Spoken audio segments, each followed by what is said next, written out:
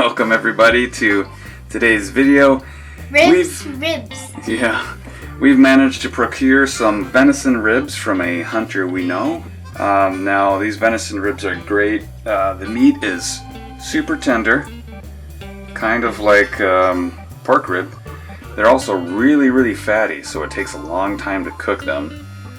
12 to 18 hours probably, and that's obviously low and slow, and it's perfect for a smoker or a gas grill on low. Then we won't get it done tonight. Yeah, so if I had any measure of foresight at all, I would have taken this out of the freezer Thursday morning, put them in the oven Friday night before I went to bed, and cooked them all night long. But so what we're going to do here is instead we're going to do this the lazy way. This is going to be a two-part process. I'm just going to put these in the pressure cooker in the Instapot. Here's our package here. That I helped package. And then there's ribs and ribs. So what? Daddy said do it big, so I wrote big. Good job. Take a look here. Whoa. Doesn't look like the kind you can get at stores. Doesn't? A little different. I think I see some hairs. Will they get boiled into nothingness? One of the highlights of like the month almost is processing the deer. Venison ribs. Okay, so now what I've done at this point is I've rinsed everything off, trying to clean it up as best as I can, and I trimmed off a couple little spots that didn't look so great. I think we're looking pretty good. It's fun to see all the cartilage we've been learning about in school. Cartilage and muscles. As you can see, there's a lot of fat marbled on there. I'm just going to leave it on there pretty much. I'm not really going to do much prep. I'm actually just going to I'm just going to put it in the Instapot to do some pressure cooking. What about seasoning? We'll put on seasonings afterwards, because after we do this, we're going to put it in the oven. And that's where the seasonings will do their trick. And taste delicious. I can already taste them. Alright. That's okay. I have a solution for this. What's that? Cut it in half? That's a hacksaw. It isn't what I expected it to look like. Is it clean? I cleaned it up. Good. You're going to saw it on top of there? Yeah. Oh. Are you going to scratch it? Hopefully not.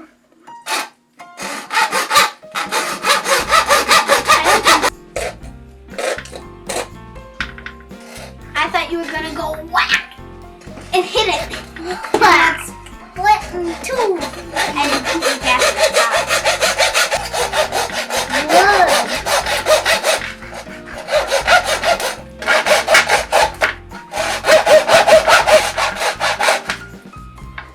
Are you getting tired?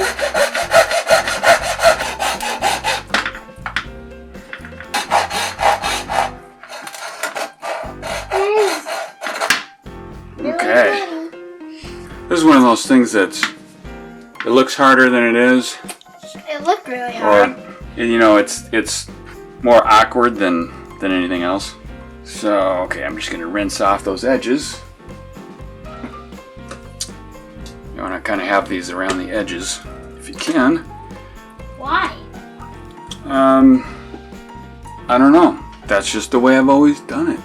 I kind of covered up the measuring thing there, but that's okay. It's at max.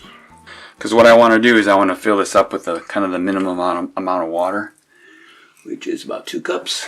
All right, there's a cup, 2 cups. And the other thing you can do is you can stack these in here. You can use this tray, this bottom rack, and stack them on there. I just don't want to chop up this other one. I want to try to leave that one whole. Just because. Because why? Because it's easier to not chop. I don't know. I normally would chop it, but should I chop it? Do you want me to chop it? Use a knife instead of a hacksaw. It might be easier. Like a butcher's knife.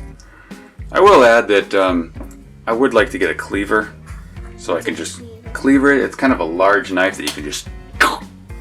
So if anyone has any suggestions on a good cleaver, let me know in the comments.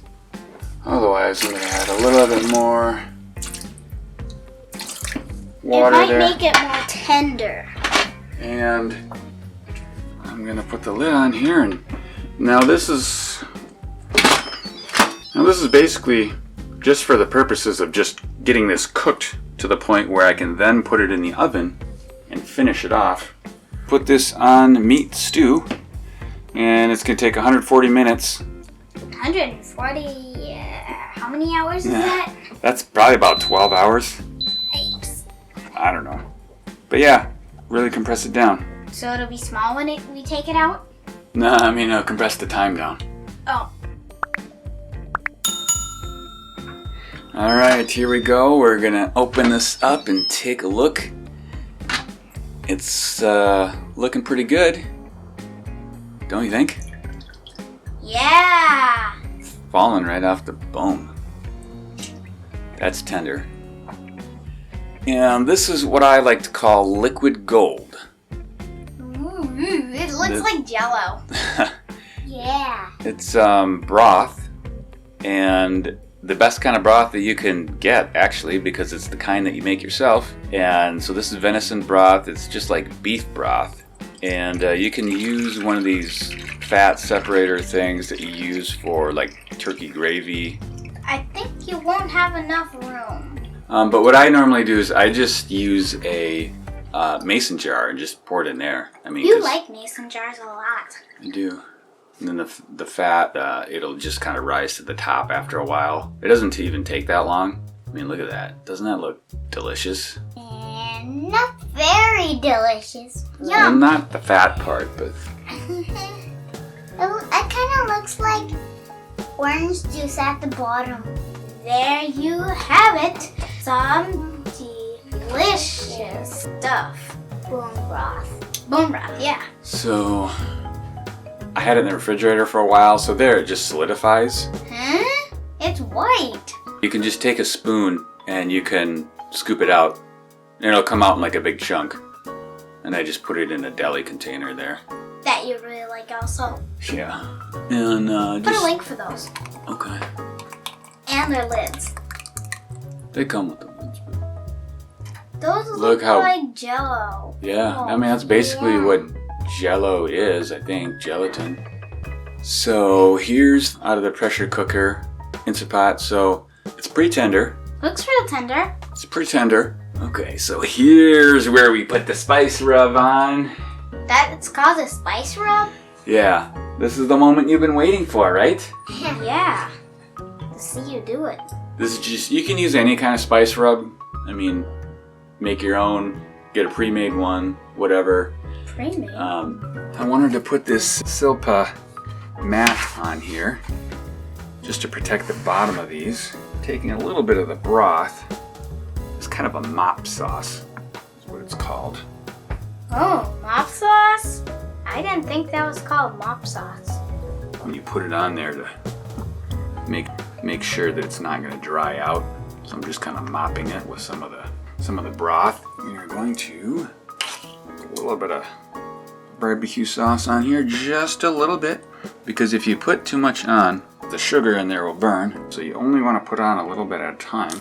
So what we're going to do is we're going to put this in the oven, and just like 350, maybe 10 minutes, and then we'll take it out and put some more barbecue sauce on it and just kind of add layers like every 10 minutes until it looks good, or until you're so hungry that... You can't wait. You can't stand looking at it any longer. Exactly. That brush is getting dirty. So that was the first stage. Why are there bones sticking out? Those are the ribs. That's how much they shrunk. They shrunk? Yeah, this is how much the meat shrunk back. Wow, that's a lot. And then these ones, they just fell right off the bone. I might have done it a little bit too much, but it's just more of the fat is gone. The meat shrunk. It's like, I'm kind of disappointed in how small the meat is. Yeah, that happens, but you know, there's a lot of fat on there that drains away. That's why we get all the fat and that ends up along with the broth.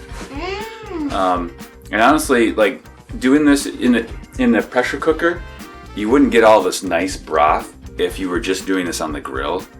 So that's another reason why I like to do it on the pressure cooker, because you can get that broth and use that for, you know, soups and touching it up. Yeah, That fell off. Yeah. Might as well. Ooh, crisp. It'll be burnt to a crisp, and then we'll have a crispy. It'll be like a burnt end, it's called. Oh, all these terms. Why can't we just use normal words like a hunk fell off or something? Or it's going to be burnt. Yeah, I like that term. It's going to be burnt. I'd say that looks pretty good. Me too. Do you think Mom will like these? Yes.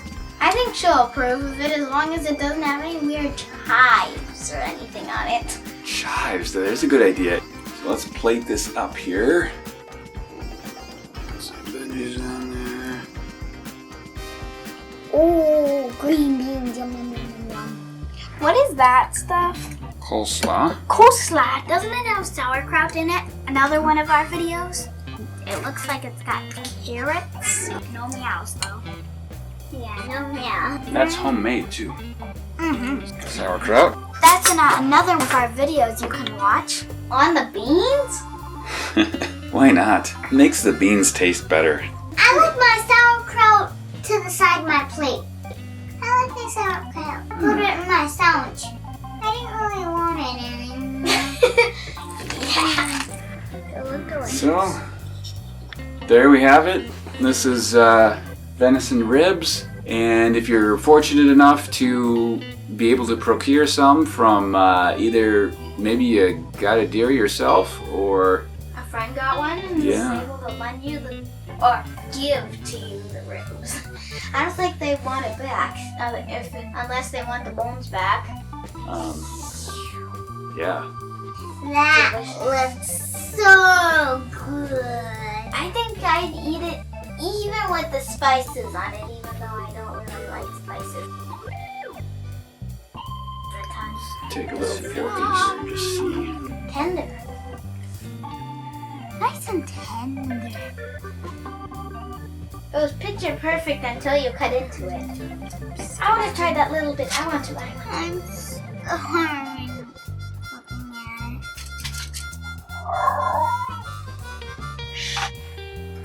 it. So is the doggy.